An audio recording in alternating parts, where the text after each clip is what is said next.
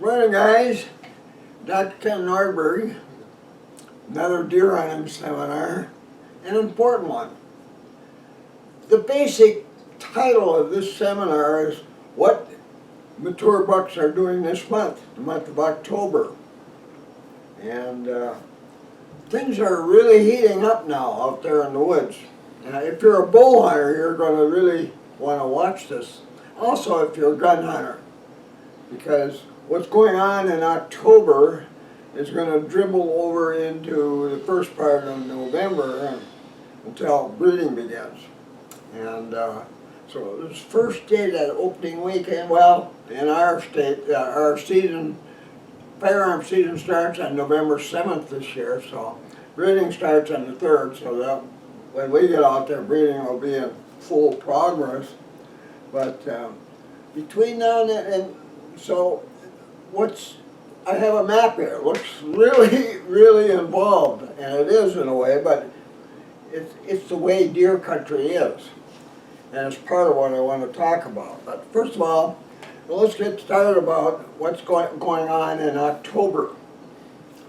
Now, last month we talked about the buck shedding his velvet and then getting out there and exploring and then meeting regularly with all other antler bucks living in this square mile, where they're going to be sparring with their antlers and doing some more serious battling once in a while with their antlers engaged. And then after they're done with the morning or evening of feeding, then they all head back to their individual home ranges. They just don't stay together. But this time of the year, it's not uncommon to see 5, 6 bucks together somewhere. And it looks like they're herded up, kind of like a bachelor group. But that's mostly just going on during feeding cycles because they're meeting in a certain place to feed. And so when you see them in bunches like that, they're generally feeding. And then they split up, like I said, and go back to their own home ranges. And the yearling bucks go back to their mother's ranges where they're still living throughout their yearling year. So that's why you see bunches nowadays. And that's why, if you're a bow hunter, you want to be at a feeding area, especially the one where all the bucks are getting together. But, you can be, in your deer hunting, you can be pretty involved in all the little areas here that are outlined in orange are feeding areas. Big ones and little ones, they're all over the place. So it can be a real guessing game in this square mile. It's a little more than a mile this way and a little less than a mile up and down, but the total is about 640 acres or thereabouts, maybe 700. And this is the home range or the home range of a dominant breeding buck. He's the boss buck of this area on the map here. And in there's 5 doe ranges, pretty typical. Sometimes there's only 4, but most of the ranges, buck ranges where I've been studying whitetails now for 30 years, have at least 5 doe ranges in them.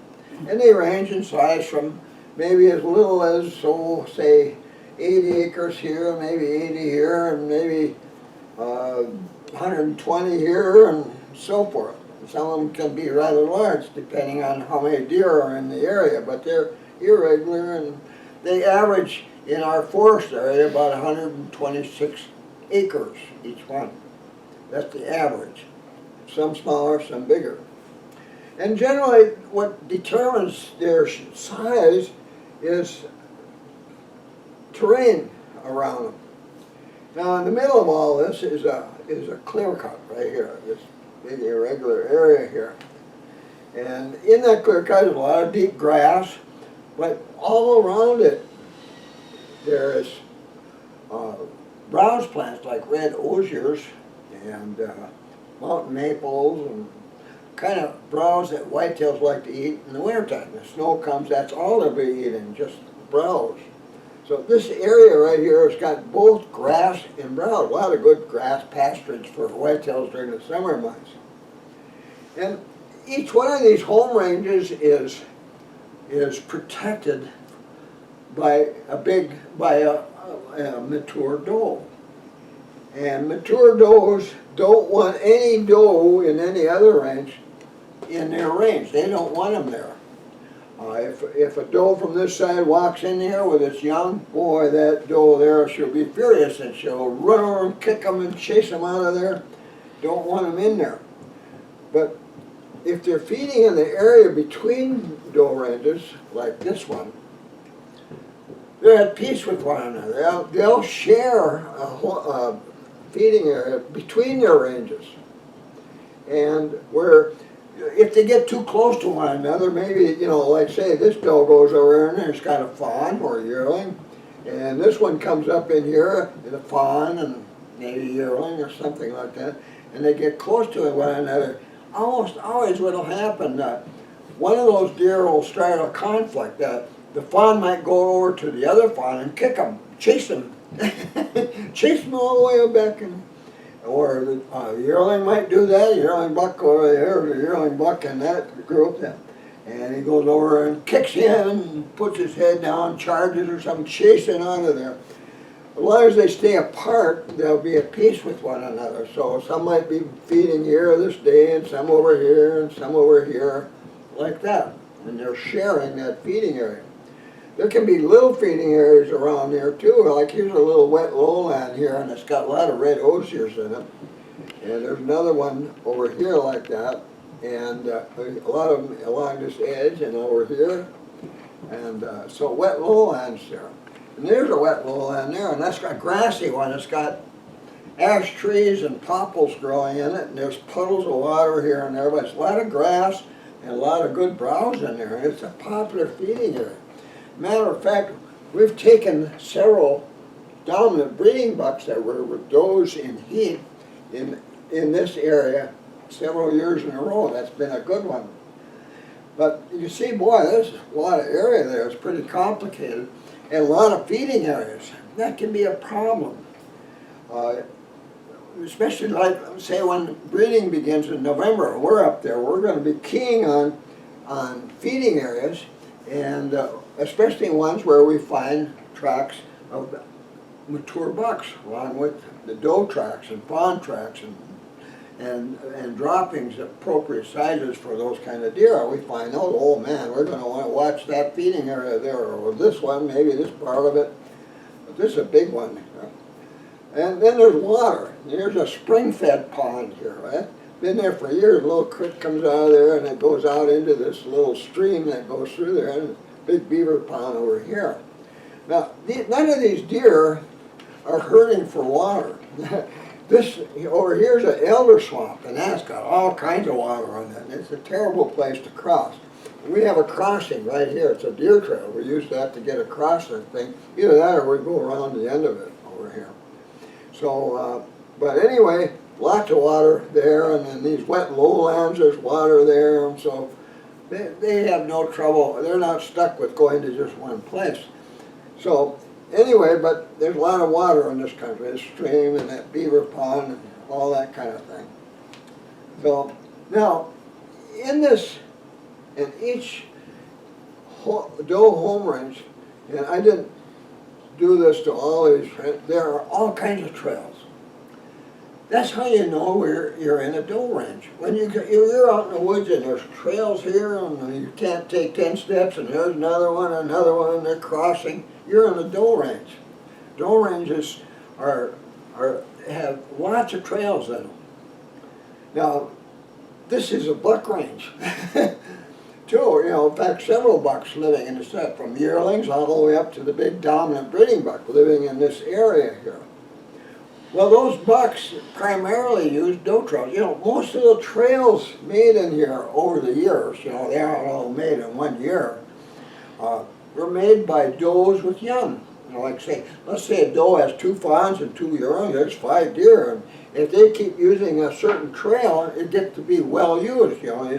You see where the ground is all pockmarked and bare dirt from frequent passages of that doe family deer walking. You get 5 of them, and they can make a trail look well used in a short period of time. Whereas a single buck, He can walk all over this place, and you would hardly say any of those trails were the buck trails, unless they got tracks of a big buck on them, you know, 3.5, 4 inches long for the hoof only, and you find droppings.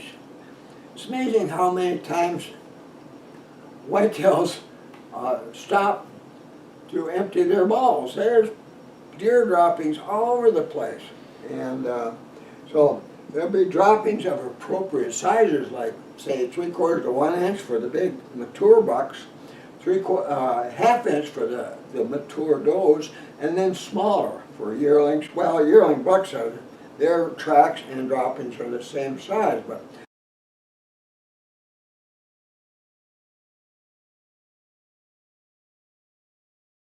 when you find their tracks and there's no fawn tracks around there, it's a yearling buck that made it. Yeah, there's exceptions, you know. Sometimes the wolves will eat all the babies of a doe, and she has none. And you'll see tracks that are 3 inches long, and you think, well, just because it's just 3-inch tracks, it's probably a yearling buck.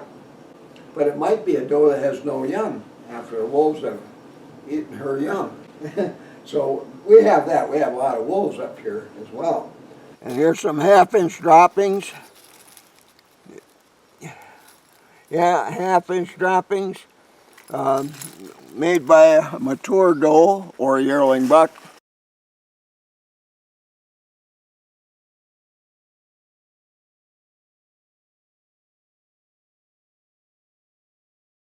But at any rate, when you're in a doe range, there's all kinds of tracks every which way.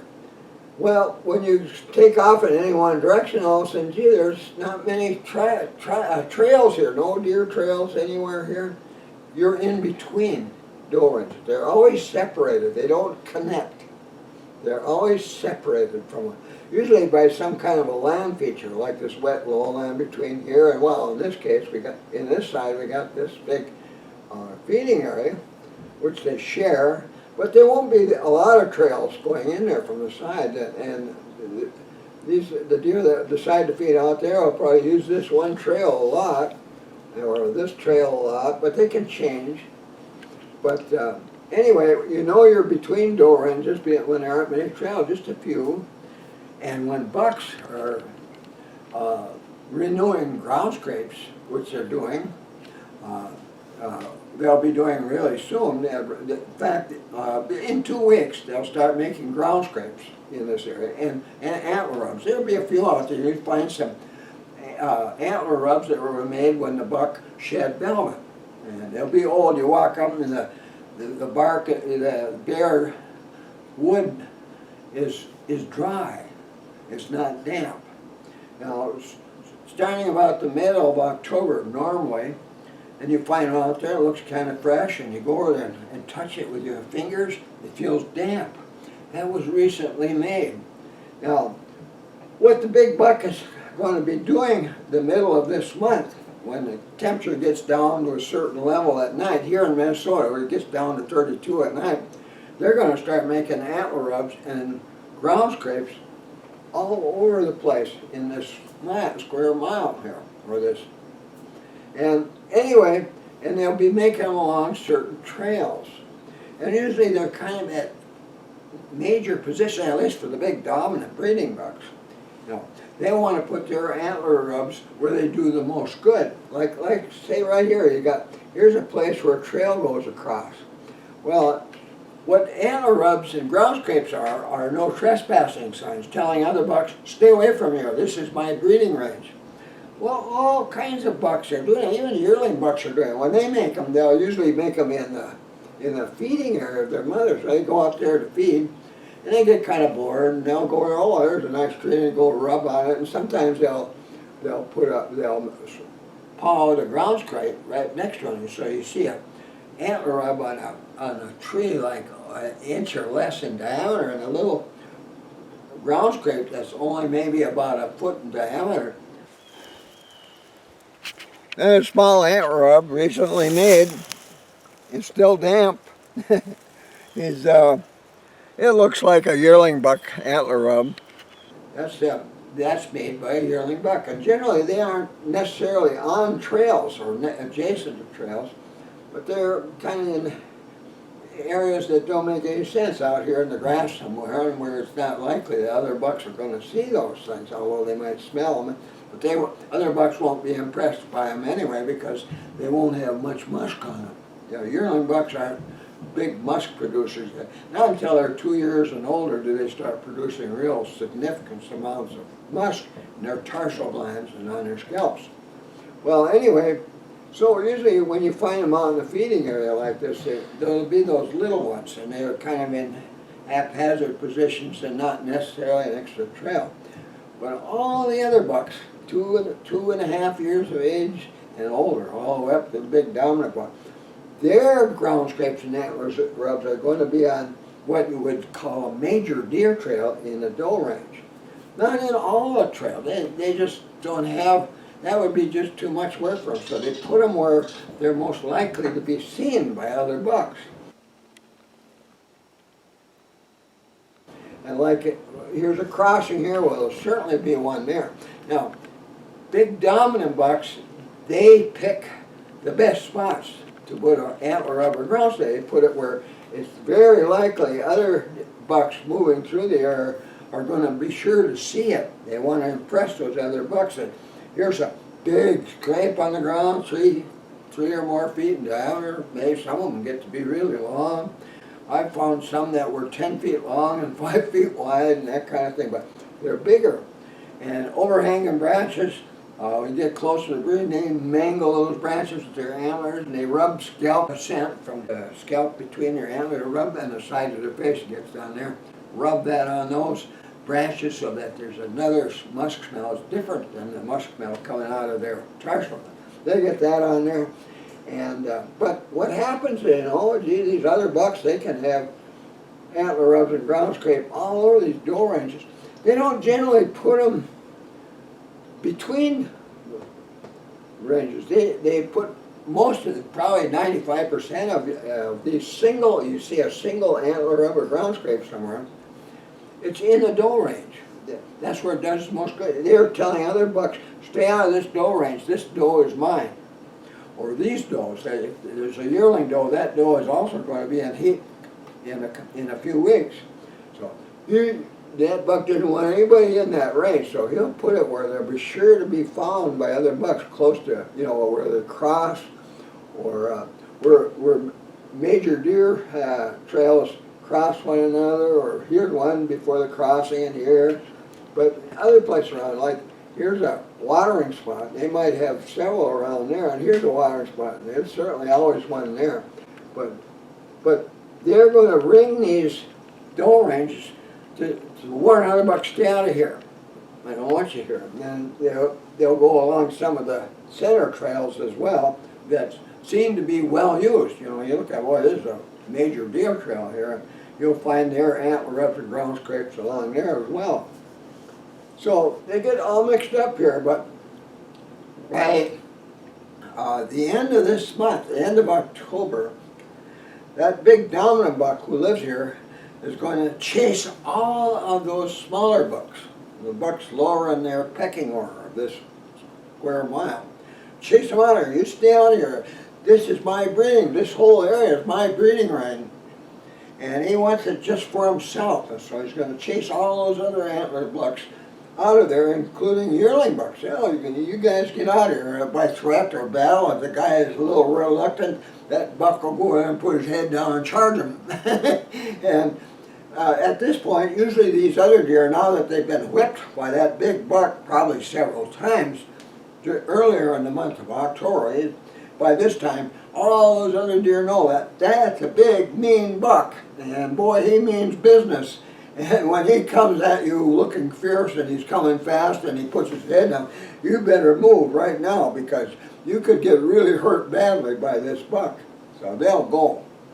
And those older bucks, you know, I've said that before, but these older bucks, a lot of the older bucks, they've been through this now several years in a row. You know, we know the program. This is the way it works. You know, this time of year when the big boss buck of that square mile is going to get you all the other deer out of there. And if you want to mess around there, you're going to have to fight this guy. And he's already beaten you up pretty badly so far. So you don't want any more of that. So they'll go off range and stay off range.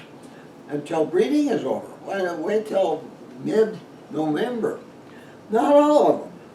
I think some of those bucks that are chased off are destined to be next dominant breeding bucks. You know, this big guy, he isn't going to last forever.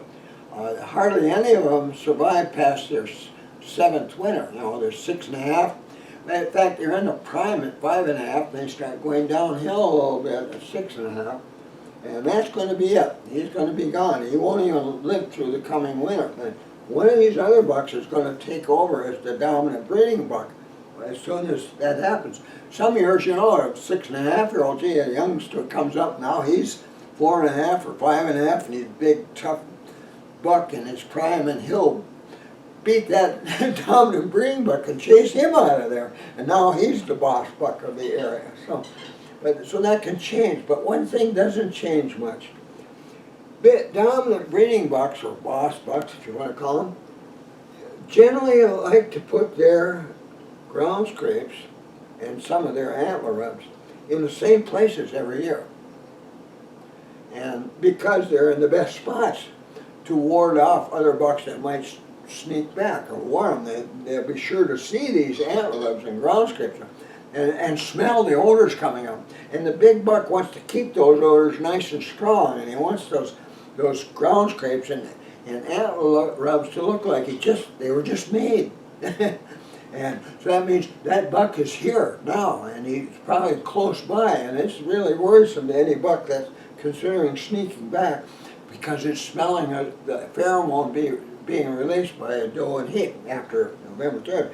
That'll draw some of these bucks. They just can't help it. Oh, they're going to go in there and it's going to shadow that big dominant buck that's with the doe, and that big buck is going to be furious about this. And they can actually kill other deer in this state of mind at that time. And even late in October, if they've been chased off and that buck is getting pretty weary, trying to keep bucks on this whole big area. All these trails he's got to travel, and he wants to keep renewing his ground scrapes and antler rubs so they look fresh, and keeping the odor, their musk odor strong on all of them. So other deer will realize that he's here. The big guy is here, and that's fresh, like he just freshened that, and look at it. You know, it's, oh yeah, he's probably close, so they don't dare come in there. But there's a few that can't help themselves. They smell that pheromone, they're going to go in there, and they're being drawn to the doe that is releasing the pheromone, and generally that's where the big dominant breeding buck is going to be. So, now, when you know about all these things, there's lots to know. You know, about hunting. Let's say you're a bow hunter, and you've been out there for a while now, and if you've read my books, you know, in buck hunting and bear hunting, hunting big bears, you know, 300 pounds or more, you're hunting really smart animals. They're really cunning, smart animals, and they're very good at finding and identifying hunters and staying away from them. And once they find them, and if they find a place where the hunter seems to be living, you know, like in that tree over there, or guarding, you know, an entrance to a feeding area or something like that, they're going to stay away from it. It's no problem. They certainly aren't going to try and keep renewing a ground scrape where there's a hunter. Oh, now they know there's a hunter there. And so they're going to try to renew the musk odors of especially their ground scrapes, at least once every 1 to 2 days. You know, big area, a lot of area to cover. But, well, at least once every 2 days. Unless it's unseasonably warm, or it's really windy, or stormy, or it has found a hunter guarding the area where his ground scrape is. So they won't go there. Another thing that's stopping them nowadays is doe and estrus lure scent. You know, every one of you that's bow hunting right now is using doe and estrus lure scent. Plus maybe a food plot to attract the buck. And some of you are boy, you're gonna leave it alone, boy. You're gonna use everything possible. You're gonna be using a front call every once in a while, and you got rattling antlers, you gotta rattle like 2 bucks fighting over there. And everything you can find in the store that attracts bucks, you're gonna have them there where you're sitting watching this buck ground scrape. Or a lot of guys won't even settle for that. They'll just make their own ground scrape. They'll scrape off a bit of ground and put one of these drip gizmos, you know, that drips Bill and Esther's lure scent that you buy in the store, drips it on the ground. So there's always fresh odor coming from that spot. And so they don't care if there's a ground scrape. They'll make their own ground scrape, and they put that on there, and they feel, well, boy, they can't wait to come to that spot. Well, it sounds good, and it was good back in the 80s. Holy cow, in the middle 80s, you do something like that, you're certain to take a decent buck, and you're going to see not just one buck at it where you've done something like that. You might see several of them in the course of a few days. Here comes another one. So, but not anymore. And one reason the store-bought stuff is not working as well, and I mentioned that last time, is that when the buck smells it nowadays, if they don't smell the doe that's emitting that odor, they know it's not being, that's not a doe over there, that's the pheromone, that's the right thing, but smell nothing, there's no doe over there. And that makes them suspicious right away. If they smell the pheromone drifting toward them in the air, and they can smell it a mile away, a long way, if they smell that, but they don't smell a doe, then it's very easy for them to conclude that that's a hunter there, where that is. They'll smell the hunter. You can, I don't matter what you do, they're going to still smell you one way or another. They're going to smell odors coming, and you can't sit high enough to avoid that. Your odors will be dropping toward the ground, and pretty soon when it gets to the ground, that buck downwind of you is going to smell you as that odor spreads out, goes down in his direction. Now, every time you're going to smell it. So if they smell the pheromone plus a hunter, they'll stay away. If they fail to smell the pheromone plus the odors coming from a doe's body, you know, you sniff a doe's fur. There's a lot of odor on a doe. Plenty of odor. You know, when you field dress them and all that, you smell, there's a lot of odor. It's like big bucks, boy, when you field dress one of those, and you got them hung up in camp, go up and sniff that buck, to sniff his fur, boy, a lot of odor coming off that deer. It's real characteristic of whitetails. So, yeah, those body odors of whitetails are an important part of what deer are smelling when they smell your pheromone. Then you start rattling antlers, and guys will do that. Boy, this will surely make them come. They hear 2 bucks fighting. Boy, that dominant buck, that big boss buck, boy, is he going to be mad when he hears this. But the way most guys do it, that sound they're producing doesn't sound like 2 bucks fighting. The sounds created by 2 bucks fighting are not near as full of racket like people using. Most guys don't know how to imitate the sounds made by 2 bucks fighting. They just make sounds. And yeah, I've been to places where they have a contest and the judges behind a wall and they're listening, and they'll pick guys that make, Texas tickles and all kinds of things they have names for, these rattling techniques, and give them the big winner's cup. And I said, that doesn't sound the way it sounds when bucks fight. That can't be right. And big bucks know the difference. And the grunt call. People use grunt calls like mallard duck calls. Or geese, just way too much. When you're in the woods and it's quiet and you walk in the woods all day, how many times do you hear a buck grunt? Probably none. And when you do, it's going to be kind of rare. It might even be another hunter blowing on a buck call. So you use those too much, same thing. Oh, that's not a buck. And they get downwind. Oh, it's a hunter. You can smell them even. So, in most cases, when most guys are using rattling antlers, the buck doesn't even have to go down in north. They're not fooled by that, or a grunt call is for that matter. Way too loud and brackish sounding. And so the more things you do to try to attract a buck to that ground scrape that's already there, the more likely it is that buck is going to identify you really quick, and from that time on, he won't come around that spot. From that time on, he might detour around here and come up in from this side and do some of these others, but you won't see him or hear him when he does that. But he's going to leave you alone. Our rule is, us Nordbergs, if you're sitting by a freshly renewed ground scrape in the woods in October, and it's not windy, it's not, or hasn't been, and it's not stormy. When I say stormy, light rain doesn't bother deer at all. They like that. Boy, the woods is nice, quiet for them to walk through then. Or fog or drizzle or whatever, they like that. Or even light rain, but heavy rain they might not like. And especially if it's wind and lightning and all that kind of thing. That will keep them from moving around in that kind of weather. And if they know you're there, they're not going to show up. They'll go to other scrapes throughout their breeding range and work on those at least once every 1 to 2 days. So our rule is, if you don't see that buck in 1 to 2 days, dark to dark hunting there, he knows you're there. No doubt about it. You're wasting your time now. A yearling buck might come along, because they don't know any better, but not the big dominant.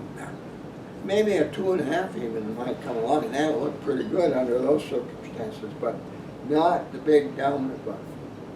Now the yearling bucks, when they get chased off, they're always trying to get back to their mothers as soon as they can. And so usually within 12, 24 hours, they're back in their dual home ranges, their mother's ranges. And so a buck comes on, I smell, here's that darn yearling again, I gotta go chase him out of here. And that goes on for the big buck the whole time. For a whole month he's got to deal with these yearling bucks all over the place, sneaking back. One of the reasons a big buck like that can lose up to 30% of his weight during this period, during this month period. And having to chase those yearlings off all the time, looking for them, doesn't get much sleep or much to eat, it's kind of hard on that big buck during this period. And he's mad most of the time. So his temper's up there, and the testosterone is peaked, and boy, he's big and dangerous, and a lot of temper, so that's going on. So if you're hunting ground scrapes, there's lots of ground scrapes by the big buck, but not all of these ground scrapes were made by the big buck. And if you find one anytime after mid-October that hasn't been renewed for a while, it's looking old and there's leaves on it now, it hasn't even been cleaned and pawed off. And it's not the big buck's ground scrape. It's one of those other ones that was chased off made that one, and that's why it's not being renewed. And you'll find a bunch of them in there, in the last half of October like that. Gee, this scrape is not been being renewed. It's not that of the dominant breeding buck. So anyway, if you don't see one there, move. Go to another scrape, find another one. Maybe go up this trail here. Maybe get up here where it's close to this here. A good place here. The buck won't cross there. He might cross here or here or here. But chances are pretty good if he's got a scrape right here. This is going to pour over here. Good spot to set, as long as the wind's right. Remember now, they can smell you. And so no matter what you do, you got to sit in a position, you got to be crosswind or downwind of that scrape when you're hunting big bucks. It's not so true of little bucks, but it's sure true of big bucks. And so you got to be crosswind or downwind. So, after you scouted earlier, or even at this time of year, there are scrapes all over the place, and you certainly can pick one that's downwind or crosswind of where the scrape is. And as long as you don't put a lot of scent on that trail, if you're, I got to put a mock scrape here, I'm going to get this drip thing going here. or I'm going to put a camera here, and every day you go in there and you get your little, you want to get that card out of there and put another one in, and you get back home, you're going to put it in your computer and see what you see on there. If you're doing that kind of stuff, if you're loading up that trail with your trail scent, which you can't prevent, that's going to happen. If that trail scent is fresh and that buck comes along anywhere on that trail within sight of that ground scrape, he's going to stop right there. There's a hunter up here. This is fresh. I'm not going over there. No, so he'll start detouring that area. So you stay off that trail for, I would say 100 feet or more in either direction, the trail on which that ground scrape is. So that's important. You know, you don't want them to smell you, you don't want them to hear you, and you don't want them to see you. You know, you got to be sitting real still. Well, if you're going to be serious about hunting a scrape, boy, you got to be still, because those bucks nowadays are always looking for trailers for hunters up in trees. Always. Because they've learned that over 35 years. You know, that's how big bucks get to be big bucks. They've learned how to do this. So it's no big deal for them. There's one up there, and they're so good at it, you know. In fact, they're so good at it that usually when you move to a new spot, and if it's time for that buck to come around, renew that scrape, within 1 to 4 hours, he's going to know you're there. If they smell you or see you or hear you, you don't want that. Or if your trail scent is on that trail in either direction, because you don't know which direction he's going to come from. They don't always go in the same direction. So anyway, that's important. But what I'm saying, you can do what you want, but what I'm saying is the best way to take a big buck on a scrape route, where a scrape has been newly renewed, is do nothing. Don't rattle, don't grunt, don't do any of those things. Don't make those sounds with a gizmo or a call or anything. Just sit there. Because that buck, that scrape is so important to that buck, and keeping it renewed, you know, with scent, musk scent strong, you know, urine and tarsal scent on the scrape, and scalp scent on overhanging branch. That thing is so important to him. Nothing is going to keep him away from that as long as he doesn't know you're there. So don't announce your presence by making all kinds of sounds and banging antlers together and blowing on calls and all that kind of.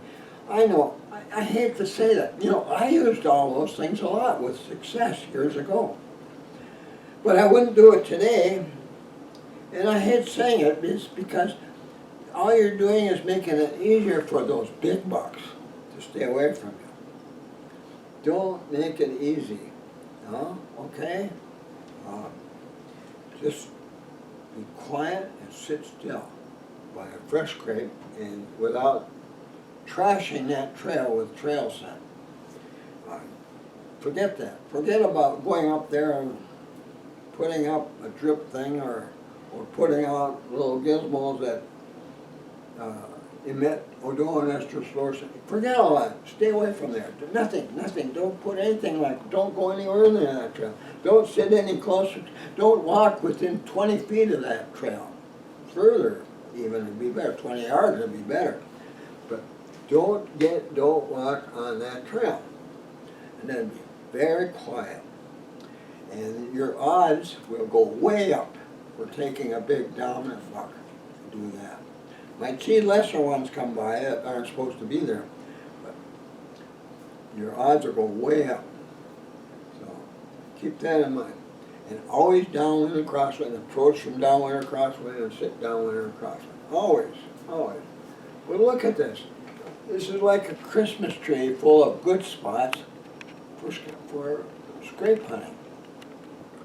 Now, you gun hunters, a lot of you would be scouting this month, you know. And you're going to get out here, if you get out there before mid-October, like here in Minnesota or Wisconsin or Michigan or whatever, you aren't going to see a lot of ground scrapes or antler ups.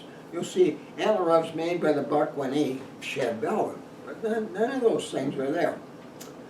But if it's after that, you know, and you're getting closer to the beginning of the season, you know, we make it a rule in our family.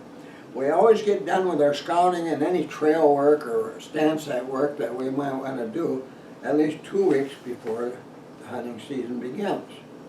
So this year we got an extra week leeway there because our gun season doesn't start till the 7th. So we got, but if it's early, like a lot of times it's the 1st, 2nd, 3rd, something like that, then we got to be all done by mid-October. But this year we got an extra week there, so that'll be good. But keep that in mind, you are going to see a lot of that, and you're going to wonder, where's all the bucks? Now, in the last 12 years, we've had lots of warm, extra warm, unseasonably warm Octobers and Novembers. We've had lots of years, we had snow, no snow on the ground during the first week of the gun season. None at all, because it's too warm. We've had gun season days when the temperatures were between 50 and 70 degrees during the day. And when it's that warm, those big bucks, they're covered with their winter fur. It's thick and warm enough to keep them comfortable when temperatures are down to 45 degrees below zero. And boy, when it's 50, 60, 70 degrees, they don't feel like making and renewing ground scrapes and antler rubs. So you can come up there, you know, if it's a warm fall, you can come up there the week before the hunting season and walk around the woods and you hardly see any antler rubs and ground scrapes at all. And this is becoming more common. You know, when they don't do that, they're not doing a good job of getting other bucks out of their breeding ranges.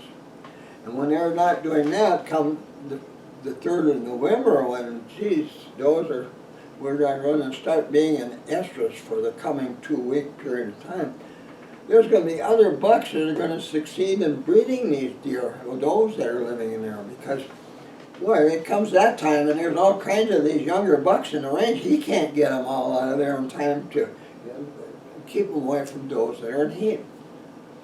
Now, nature had it in mind, you know, they have this grand plan, and it doesn't work every year, but it works most years.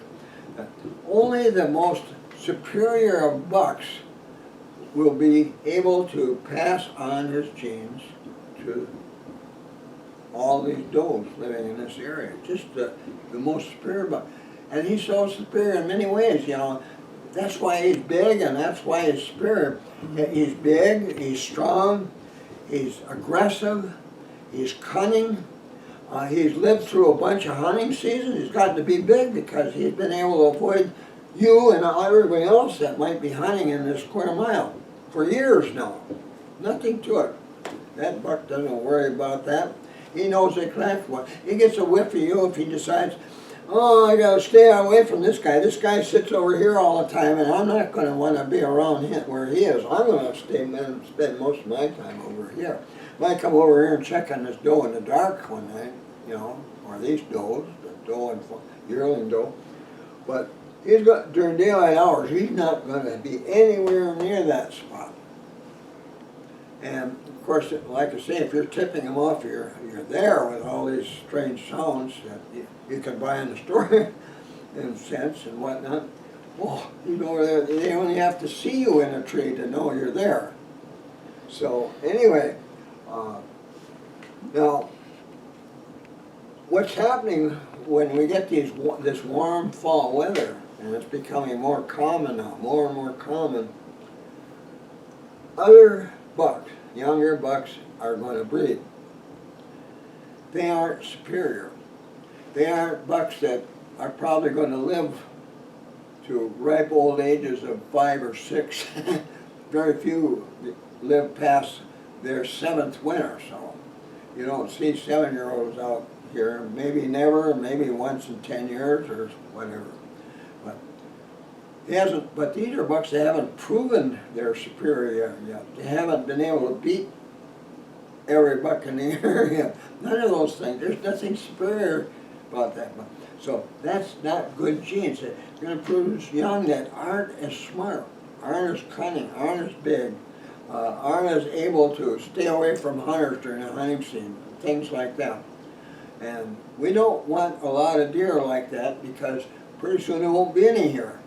It'll be too easy. And especially these big breeding bucks, that's their herd bulls. You don't want to have dumb herd bulls. You want to have good, smart ones.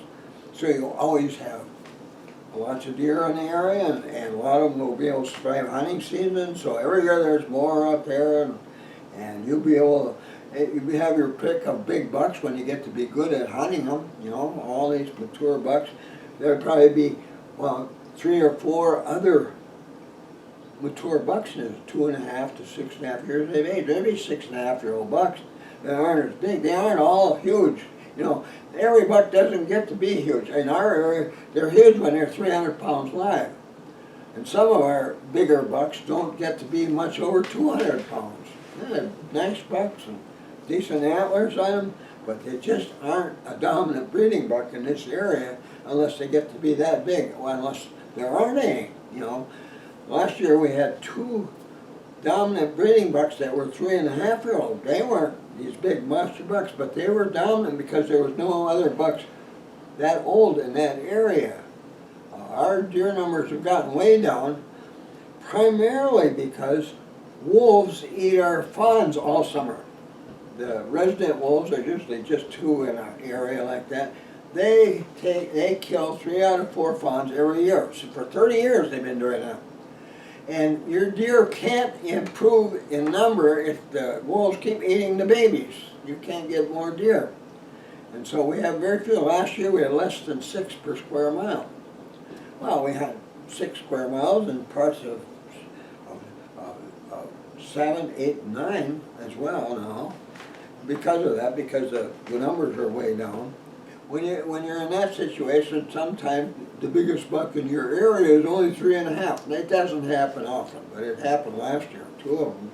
So anyway, but when you're scouting there earlier, keep all this in mind, because just because you don't find a lot of antler up in ground spring. I remember my brother and I, we used to go scouting mid-October, and what would really get us going is, geez, we got frost. You wake up in the morning, it's frost, everything's white, all the house roofs are white around the house. And so, oh, North, boy, they're going to be making ground scrapes and antler rubs. In the old days, oh, there were always lots of ground scrapes and antler rubs after we started getting frost at night. So we couldn't wait to get up there. And, oh, yeah, look at the antler rub here, and there's one over there, and big trees, 6 inches. Oh, that's a big buck. And look at this ground scrape just made, and you see them all over the place in the old days. But with these warm falls we're getting now, it shuts it off. And so it's kind of sad not to go out there. You know, we used to call antler up the ground, so that was buck sign. We didn't think of certain size tracks and certain size droppings as being buck sign.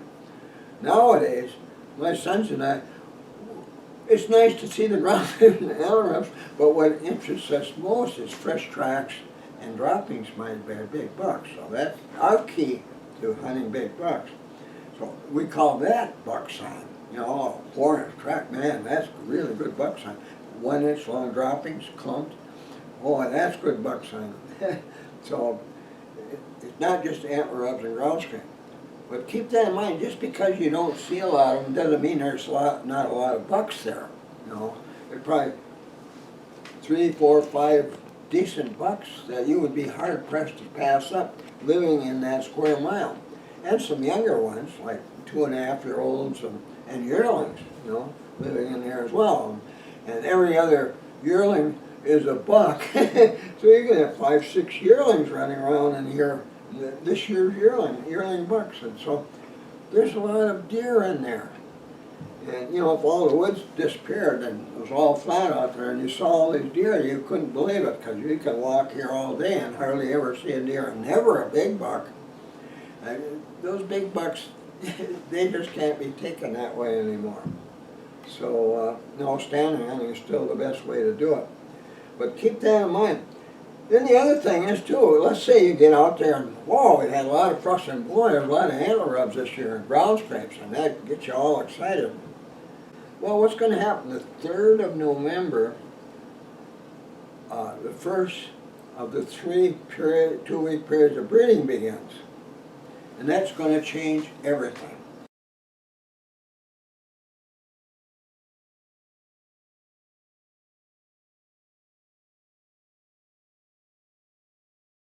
And it was cool like that. All those lesser bucks in the pecking order have been run out of there. They're not there. And the yearlings have been running out too, but they keep running back, coming back, and some of the 2.5-year-olds are still dumb about that, and they'll sneak back, one, you know, here and there, a few. And then there's some of those upstarts who want to be dominant bucks. They'll learn. Boy, they can get trounced pretty bad. This is when the big buck, the big boss buck, is most dangerous during this period to other deer. And they do kill deer, other deer. And not often, but often enough, or wound them. We got photos of deer that have been badly wounded in fights like that with deer at that time of the year. So anyway, when you get in there, you might see a lot of antler rubs and ground scrape, but keep in mind that's going to change. So many guys will get out there and say, oh boy, look at all this buck sign, antler rubs and ground scrape. This is really great. And look at that, oh, big ground scrape here. And look at the big antler rub. Boy, there's a big one hanging. I'm going to hunt here. And I'm going to put my portable stand in this tree right here. And this is where I'm going to hunt this year, right here. Or let's say you got a trail cam out there. You get a picture, oh, big buck, and he's right here. And this is where I'm going to hunt. Same thing, you know, this is where I'm going to hunt, right here. This is my spot for the season. Well, what's going to happen is that when breeding begins, that big buck who did all that damage out there in the woods is going to be too busy to keep renewing the appearance and the musculars of his ground scrapes, or even antler rubs. They'll re-rub antler rubs too and get more scalp musk on them during the 2 weeks before breeding begins. But they aren't going to have time for that anymore. They're going to be with does, and they're going to be hunting for does, and they're going to be hunting for other deer bucks that dared to sneak back. And boy, they hardly have time to eat and drink. Their health goes really down because of this, but this becomes a day and night operation for the big dominant breeding buck. He is not going to have time to go and check all his ground scrapes and antlers. Once in a while, you know, let's say a buck is with a doe in heat, and there's a buck trailing him. One of these stinkers is trailing him, and boy, that buck is furious. And let's say he's right over there, and the doe is feeding here, and this big buck's got a ground scrape right there, and this buck is hanging around in here and watching him, you know, and that buck, every time he sees him, he's just furious. And he'll go over to that ground scrape and he'll paw that boy. Dirt will be flying 20 feet away, even that far. Moss, leaves, and if it's snowing, black dirt all over the snow over that way. And he'll take that, he'll go to the overhanging branch and just bust it up there, pieces laying on the ground. Boy, he's mad. And now, along you come. Gee, I wonder where to hunt today. And you're going up here, and you get up here, and you look up ahead and say, holy cow, look at that black dirt all over the top of the snow over there. Look at those branches all busted up. At that time of year, you know, breeding's already in progress. At that time of year, when you find something like that, it means the big buck is with a doe and estrus. The buck that renewed that is with a doe and estrus. And he redid that ground scrape vigorously because he's mad because there's another buck nearby. If you didn't go whistling in there and making a lot of noise, not paying attention, or going downwind, well, that's too bad. You ruined it. But if you came from downwind and quietly, and you find that, when I see that, I back off right. I don't get close. I'll stay away. Boy, if it's 20 feet away, that's close enough. I don't need any more information about that scrape. That scrape during this period, you know, after breeding has begun, is It's one of the most exciting buck signs I find in the woods during the hunting season. I have taken a lot of dominant breeding bucks at spots like that simply by backing quietly off, sitting down on my stool, good dense cover in front of me, like a fallen tree or whatever, good dense cover behind me so I'm not snow lighted or skylighted if I'm up on a ridge or something. Don't want to be skylighted, so I'm well hidden. Any movements I make getting ready to fire won't be seen easily, all that kind of thing. I'll sit down there, and I've had that big buck show up within 15 minutes. I've had them happen more than once. And, I'll be sitting there real quiet, and I'll say, there he is, and this big antler sticking up, and he's rubbing scalp scent on that overhanging branch. I've taken several really nice dominant breeding bucks under those circumstances. So when I do find a very freshly renewed ground scrape in the woods, I back off immediately. I sit down. I've sat there sometimes 4 hours before they showed up, but it was with a doe, and I got the buck. So that is potent. But there can be 100 ground scrapes out in this area where you happen to be hunting. Not one of them renewed. That's a waste of time once breeding begins. So you're just wasting time. Once breeding begins, you want to be at feeding areas, edges of feeding areas, preferably 10, 20 yards back in the woods. I don't like edge of the woods stand sites because there you're most apt to be discovered by a big buck. They know how to find people like that. You want to be back in there where you've got some timber around you and good cover in front of you and behind you. Another reason for having a stand site back in there, you can't even see it. There's a nice boulder just the right size to sit behind, and on top of it is a young evergreen growing, provide natural camouflage for my head while I'm sitting there. And between me here and that stand site is a really well-used deer trail. Like I say, that's real common around a whitetail feeding area that's been there for a while. So whitetails travel those a lot. And then you're far less likely to be seen by the buck. You might not see all over this clear cut, but you don't need to. If you sit there, sooner or later, those deer will get up here where you can see a while. Like say you're sitting here, you're going to see deer out in front of you. You've got some spots in the forest, natural openings that you can shoot. You might have to wait a little while. Oh, here he comes. He's going to finally step into that opening. You got a chest shot, done. You get him. You might not see as many deer. There might be 6 deer feeding out there. You don't know it. But that doesn't matter. As long as you've got fresh tracks, you got to, and the antler rub might be there, but it might not. Doesn't need to be renewed. When you hunt, there's no place in this whole woods where you're more likely to see a big buck than in a feeding area. One of these, one of them, because he's up and he's following a doe. That's when the big buck down the buck. The does feed. When it's time to feed, they eat. Breeding doesn't keep them from eating. They'll keep their hours, same hours they do when they're not in heat. And they're going to go feed. And they want no nonsense with breeding when they're feeding. And the big buck is going to be following. He's restless.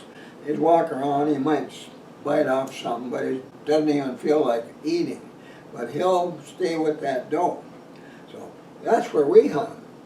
And we like to, when we find trails close to a doe or trails heading into furious fresh tracks made by a doe and a big buck or droppings, that kind of thing, boy, that's the place we want to hunt right now.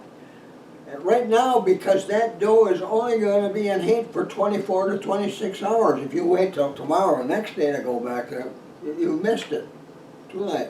Too bad. Now that buck's going to be somewhere else, not with that doe. So you got to do it quickly. But that's part of what we do. That's one of the things we do. Once breeding begins, we're just hunting feeding areas. Sometimes watering sites, but feeding areas. But you got to be at a feeding area where there's trails around it or leading into it that have tracks and droppings of fresh ones of a big buck. in the snow, you might find them like you're going back to camp in the evening and you're coming back along a trail like that, for example, and you see these tracks of a big buck and doe walking in this direction. Well, that's all you need to know. Tomorrow morning, that buck is going to be with that doe in that feeding area, in that area, right there. And that's where you want to be in the morning. So you can't wait for morning. You get out there early in the dark, half hour before first light. You get over here where you can watch this feeding area. Sit down on your stool. If you have to put up a tree stand, you're not going to get away with it. It's going to be too much noise getting that up there. And then you're going to march up there, all of a sudden it's black. Your black silhouette is seen going up the tree, you know, and you sit down up there. That's not good. But with a stool, like we do it, you sit down, they can't even hear you. You put the stool on the ground quietly and you're ready to hunt. You know, you might not be able to see all over this clear cut, but your odds of getting a big buck are going to be really top notch. As soon as it gets light, it's legal shooting time. Those first hours, we get lots of deer during that first hour. That's why we get there so early. I would say about 80% of the bucks we've taken are taken in that first hour. Sometimes 1 minute after it becomes legal to shoot them. And so we get out there early, but you want to hunt feeding areas then.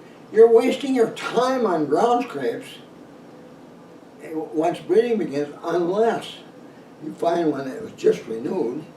And you got to be doing things right to take advantage of that, because you know you walked right into the midst of some deer. There's the big buck is probably maybe 100 feet away at that point. Maybe him and the doe were both looking over there where they heard you. Maybe they didn't see you. Maybe they didn't know for sure if you were a hunter or not. And if you do things right, they won't know for sure. But because you've been really quiet, but you move steady, you aren't sneaking and stopping and sneaking and stopping like a wolf stalking toward the deer. No. You didn't do that. You just go straight in, sit down, and be quiet. From that time, it's quiet. And after a while, they say, well, it sure wasn't a wolf or a man, because there's nothing going on, so we don't have to worry about that probably was a squirrel.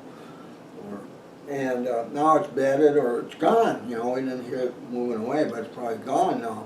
So about a half hour, they'll start moving. If you time it right, when that half hour is over, it's getting light and it's legal shooting time. And they're starting to move around, and there they are, right there. That's a typical story for us Nordbergs, hunting feeding areas while breeding is in progress. Some years we have no snow. When you have no snow, it can be tough, especially it's dry. Yeah, but you get a lot of leaves on the ground. You see tracks. Usually you always see droppings, so the droppings can be on the leaves, they're shiny, you know.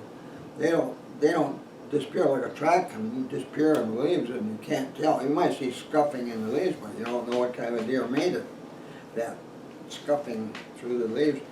But droppings are another story. And so we depend heavily on droppings during the period when does are in heat, when we don't have snow on the ground.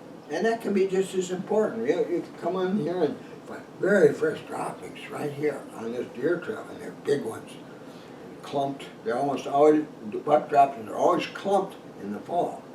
And those droppings are 3/4 of an inch long. I would say the deer that laid there and made those droppings is a 3.5-year-old buck. Well, this is the buck. He's a nice 8-pointer. Yeah, even the fawn droppings, buck fawn droppings, little clump, little 1/4-inch long droppings, but they can be clumped too, but it's a buck fawn. But anyway, we find that, and that's all we need to know. Tomorrow we're going to be here in the morning, and coming back to camp, and you find that on the way to camp. You know, we're going to have lunch. So I know where I'm going this afternoon, and where you found those fresh droppings if you can't see tracks. So anyway, that's what we do. And sooner or later, when you're sticking to feeding areas where does are feeding right now, today, not fed there 2 weeks ago, or you don't know if they are feeding there or not. If this is an area where does are feeding right now, that's the most likely place to see a big dominant buck if one of those does in heat. And they don't even have to be in heat actually, because if a buck is not with a doe in heat at that time, right now, he's looking for a doe in heat. And he might have to go through 2-3 ranges before he finds one, doe ranges. And so that might be the case here. He can be sitting here and this doe is not in heat, it's feeding over. He'll come walking up and go past her and come up to her maybe and sniffing to see if she's possibly in heat or going to be or whatever, or if she's receptive to breeding. And what then? No. So I keep right on going, but here he comes right toward you see. So he doesn't have to be in heat. So anyways, when I say sooner or later when you hunt feeding areas, well, does are in heat, your odds of taking a big buck are much better than anywhere else. That's the best place to be during that period. So keep that in mind. So keep that in mind when you're scouting too earlier. So, there's all these tempting ground scrapes all over the place. Oh man, but you aren't going to be hunting there. Then you're going to hunt after the breeding begins, or after breeding is over, like in Wisconsin. That works that way there too.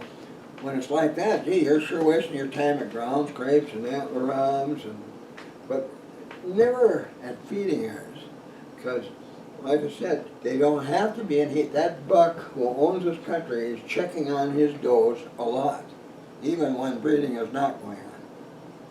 He'll come by there, or he'll feed up to an hour later, following that doe's trail and checking odors and watching to see how the doe is doing, if she's acting spooked by anything. And then finally say, oh, she's fine, nothing to worry about, just go out there. So, still a good place to hunt. So, with that, guys, that's what this map's all about. And these are the kind of tips I wanted to give you for October, whether you're hunting or getting ready on. Keep all this in mind, because there's going to be some changes, and you can't base what you find 2 weeks before the hunting season and what's going to happen there. When we scout early, we know there's going to be a difference, and because we know where to look. Like when we're out to scout in October, the deer are eating grasses and green things, clover and all that kind of open areas. And we know that at the beginning of the second week in November, they're all start eating browse. Now, when they're eating browse, you see these little white ragged tips on browse plants, like red osier. Here's a stem coming out, and it's all white, and a little jagged piece up there is white. And it looks like, gee, all of a sudden there's like little white flowers out there, and it's just the white ends of these stems on that plant. Now, if that was a place where they liked to eat last year, and you're scouting early, those little ragged stems from last year will be there, but now they're brown and even black. We have plenty of browse, and like this plant right here, this is a sugar maple. It's gotten to be a little bigger, but the new growth is always red. And you look at these things, there's dead, jagged ends on the dead tips on this sugar maple all over the place. Here, and look at here, how many tips have been eaten off of that. Well, come November 8th, whitetails will be feeding on this same bush here along the edge of this clear cut. And there's lots of these here. You look all around, there's sugar maple, young sugar maples growing all over this old clear cut. It makes it a magnet for whitetails during feeding periods. You see those gray bark trees there? Right there in the program, those are all sugar maples. And the tips of the branches are red.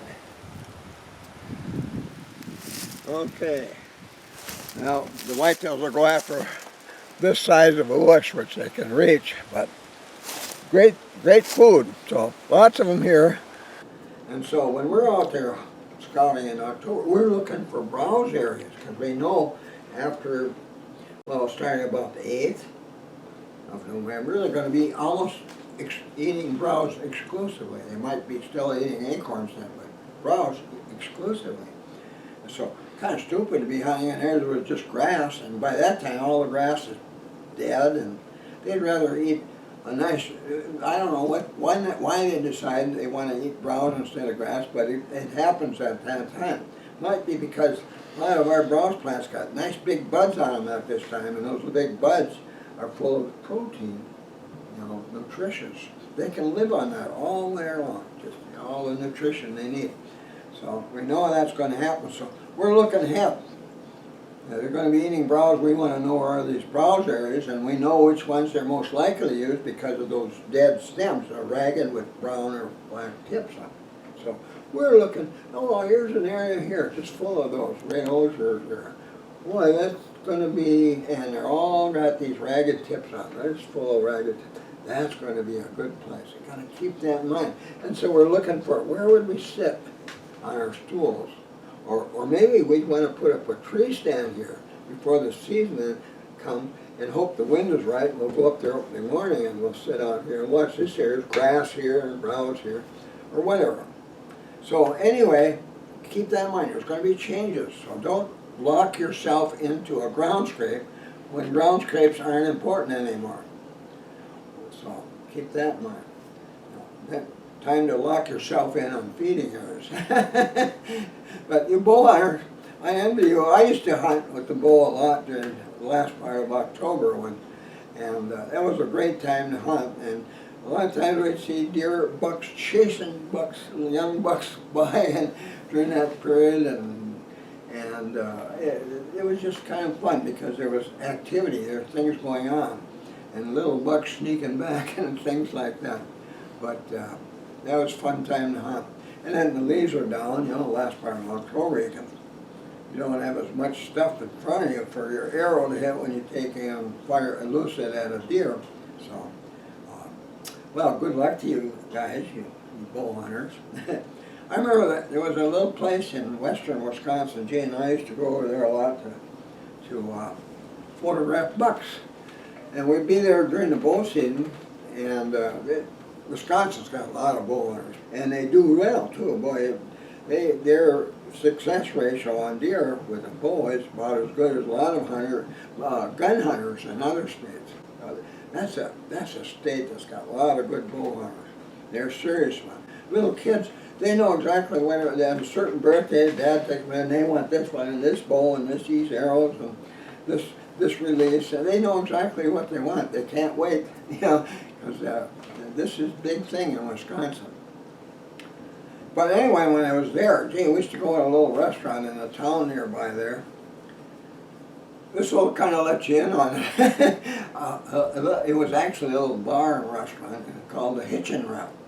And they had the best greasy hamburgers, big, juicy things, and fried onions and pickles. And we look forward to it all day. Boy, it get dark, let's go over to the Hitchin' Rack and have some hamburgers. So a lot of you guys know right now we're what county you know. But we get in there and there's these bow hunters coming in, and they're all sitting around in their camel and they're shaking their heads and they wonder where the heck all the bucks are. And then we've been out there during gun season too, also photographing deer in that area. And on private property that was posted so we could be there. And on that private property, there'd be deer, all kinds of deer in there. And we did that year after year after year, and it took a while for some of those deer to get used to us, but they finally got to the point of saying, oh, it's just you, and they weren't paying attention to us. And we got a lot of fine photography. And when you get my new 10th edition, you're going to see a lot of pictures of big bucks that were living near the hitching rack. Anyway, there'd be guys in the hitching rack and they're relays roaring and they're shaking their heads. The bow hunters must have shot all the big bucks. They were seeing them. And Gene and I used to think that was so funny. But anyway, it was a great place. Yeah, here's a memory from that place. One time we were in this woman coming, she was frantic. She had a young child sitting in the pickup and the engine was running, and when she ran into the hitching rack, maybe to get some hamburgers, and when she went out she discovered she left the key in the ignition, and the child was in there and she couldn't get in. And a couple of guys, they went out there with her and they knew how to get in. And with a hanger wire and stuff, and they finally got her in there. But Oh, poor frantic lady. But I remember that one evening when that happened. So maybe you're watching this, the lady who did this, you're the mother, and now your kids are all grown up big guys, you know, and daughters. But that happened quite a few years ago. But we loved it in that country. Gee, there were a lot of big bucks there. And those big bucks love posted land, you know. They're smart about that. And they loved high bluffs, and they loved wooded tops of high bluffs in that area. Not many bluffs in that area is down there in Buffalo County, where a lot of really big bucks are being taken from people in Wisconsin. But it's hard to hunt there because all of that stuff, most of it's on private land. It isn't public property. You got to get permission. And a lot of those farmers, they're saving it for themselves. They won't let you hunt there. So I know how that is. But anyway, yeah, a lot of good stories from western Wisconsin. So, well, thanks guys for watching, and be sure to, you know, here's another thing. If you haven't got your book yet, you haven't been able to swing and say, oh, I can't afford to buy that. I know there's things I want to buy now too that I think, oh man, I can't afford that right now. I have to wait a month or something to get something like that. My wife would be mad, you know, if I bought this now, because we can't afford it. The kids in school and clothes and all those things. So, but when you get a chance, get one. Maybe write to Santa Claus and see if he'll bring you one. But if you didn't do well this year, and you get this book, before you're done with it, you're going to know why you didn't do well. You're going to find out there was 20 things you did wrong. Hunting is successful deer hunting, especially if you're hunting older bucks, is much different today than ever. You're dealing with smarter animals. They're well experienced. Those big bucks didn't get big unless they were very good at staying away from hunters during hunting seasons. And they keep doing to it. And if you're a guy that sits in one stand sign, they find you once, it's so easy for them to stay away from you. And I know that's a problem if you're a bow hunter. A lot of you think, oh geez, I can't hunt from a stool. None of you even practice shooting from a stool, but I'll tell you something, if you get good at it, you know, you practice go to shoot at your own range or in the backyard or whatever, sit down on a chair or a stool, a folding stool you can carry on your back, shoulders. You're going to find you are much more accurate from the first shot on when you're seated on a stool. You are going to be more accurate. You just got to do it different. Like if you're on a stool and you expect a deer over here, you got it over here. You know, if you're right-handed like me, your lower limb has got to be here where it's clear of the ground and stuff over here. So you're sitting this way all the time. Here comes the deer, but you want to be able to come up and this way. You don't want to shoot from this way. If you shoot straight from a stool like this, you won't get a full draw. You won't get the penetration that you would if you're like this. Then you got a full draw, you see? You have to get back there. So think about that. You know, if you're using a stool at ground level, I tell you, with all the cover there is on the ground during this time of the year when you're bow hunting, my gosh, I really know you would see and take more older bucks. I really do. And if you move every day or every half day, it's even better, to spots you know from your scouting would be good places to be, your odds are going to go way up, way up. And keep in mind now, it doesn't work every time. I mean, you might have to try this 6, 8 times before, oh, finally, here comes one. Up to that time, every time you move, they got you before you realized they were near, and they start avoiding them. That happens. You can't help that. That's a superior animal. They are very good at identifying deer, no matter how hidden you are. So here you are. But if every time you move, then they don't know where you are. Then you know, one of those times, one's going to walk up without knowing you're there because they haven't found you yet, and you're going to have an easy shot at a big buck. So keep that in mind. It's time to think about ground level stand hunting and using a stool. It's a quiet way to move around. You can move anywhere you want, any time of the day. We move every half day. You know, in the morning a new site, afternoon a new site, every day. And so every time you move, all of a sudden your odds are way up here for taking a big buck. It might only last an hour, 2 hours, 3 hours. Finally, it's no good. Especially if you didn't see anything. Especially if you weren't close to very fresh tracks or droppings of a big buck. Of a walking big buck, not one that's boning or trotting, but walking. That means that deer was not alarmed. He doesn't know you're there, or he didn't know there. When you came there, you didn't frighten him. So keep that in mind. You can start a new age in bow hunting that will be as good or better than it ever was when you first started. So, well, enough said. You know, look at me. I can talk. This is going to be a 20-minute YouTube presentation. And look at it. It's well over an hour already, probably. So with that, thanks, guys, for watching. And if you haven't got your book, get it soon as you can. And that way you're going to avoid all the things that you do wrong that have been making it almost impossible for you to see a big buck. There's so much that you can do that makes that happen. So you start avoiding all these pitfalls, learn about them, find out what those pitfalls are, and learn how to avoid them. And then your hunting is going to improve so much. You really will. And I know, I get letters every day from people that thank me for the tips I gave them, or thank me for what they learned in the book, because I got a big one this year. Already, we've been getting letters like that. So, well, enough said. Thanks again.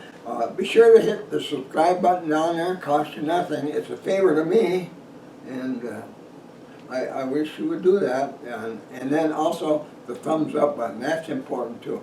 These are things that will keep me providing you with seminars like this forever, probably. You know, I've been doing this for 60 years. I've been teaching hunters since 1980. I did most of my research, or did a lot of my research starting in 1960s. But and I just can't stop, you know, and I keep learning new things every year because whitetails keep changing, and that's why things are got to be different now. They've changed a lot in the last 30 years. Okay, see you again, guys. Thanks for watching. Be sure to visit my website. Here's the link. Here you'll find links to my blog posts, my Twitter account, my YouTube account, my Amazon store with links to my ebooks, my son's eBay store, a money saver if you're ordering from Canada or other countries, my website bookstore, and much more.